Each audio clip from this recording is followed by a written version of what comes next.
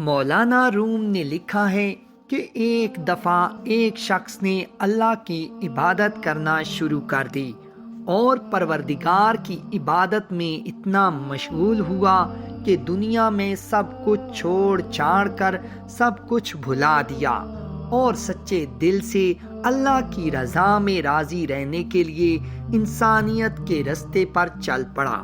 مولانا روم کہتے ہیں کہ ایک وقت وہ آیا کہ اس کے گھر میں کچھ کھانے کو بھی نہ بچا، اور ہوتے ہوتے وہ وقت بھی آیا کہ گھر باہر سب ختم ہو گیا، اور وہ شخص چلتے ہوئے موت کے انتظار میں گلیاں گھومتا کہ اب پلے تو بچا کچھ نہیں، تو انتظار ہی کر سکتا ہوں، اللہ سنبھال لے۔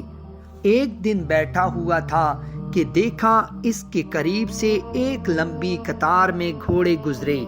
ان گھوڑوں کی سیٹ سونے اور چاندی سے بنی ہوئی تھی اور ان کی پیٹوں پر سونے کے کپڑے پہنے ہوئے تھے۔ ان گھوڑوں پر جو لوگ بیٹھے تھے وہ کسی شاہی گھرانے سے کم نہ لگتے تھے۔ ان کے سروں پر سونے کی ٹوپیاں تھیں اور ایسے معلوم ہو رہا تھا کوئی بادشاہ جا رہے ہیں۔ اس شخص کے دریافت کرنے پر اسے بتایا گیا کہ یہ 7 گاؤں میں ایک بادشاہ ہے، یہ سب اس کے غلام ہیں اور بادشاہ کے دربار میں جا رہے ہیں۔ وہ شخص کچھ دیر حیران ہوا کہ یہ حالت غلاموں کی ہے تو بادشاہ کی کیا حالت ہوگی۔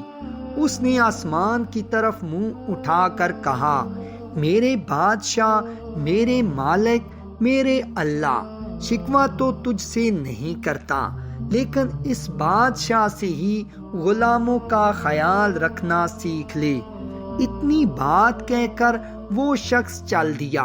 کچھ دن گزرے تو ایک بزرگ آئے اور اس کا بازو پکڑ کر اسے ایک جگہ لے گئے جہاں وہی غلام، وہی گھوڑے تھے، اور دیکھتا کیا ہے کہ کسی گھوڑے کی ٹانگ کٹی ہوئی ہے، کسی غلام کا دھڑ گھوڑے کی پشت پر پڑا ہوا ہے، کسی غلام کے ہاتھ کٹے ہوئے ہیں، کسی کے سر سے خون نکل رہا ہے، کوئی گھوڑے کو زخمی حالت میں واپس لے کر جا رہا ہے۔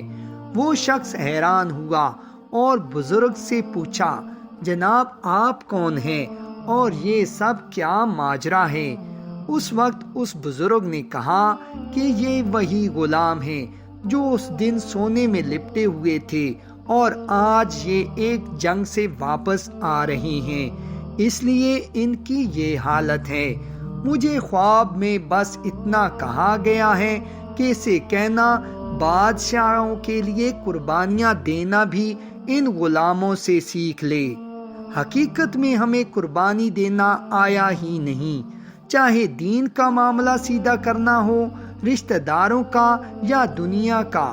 جس دن ہم قربانی دینا سیکھ لیں گے، دین کے لیے، اپنوں کے لیے اور دنیا کے لیے، اس پر توکل کرنا سیکھ لیں گے، اس دن شہنشاہ اللہ رب العزت ہمیں ایسی بادشاہت عطا فرمائے گا جو کبھی ختم نہ ہوگی۔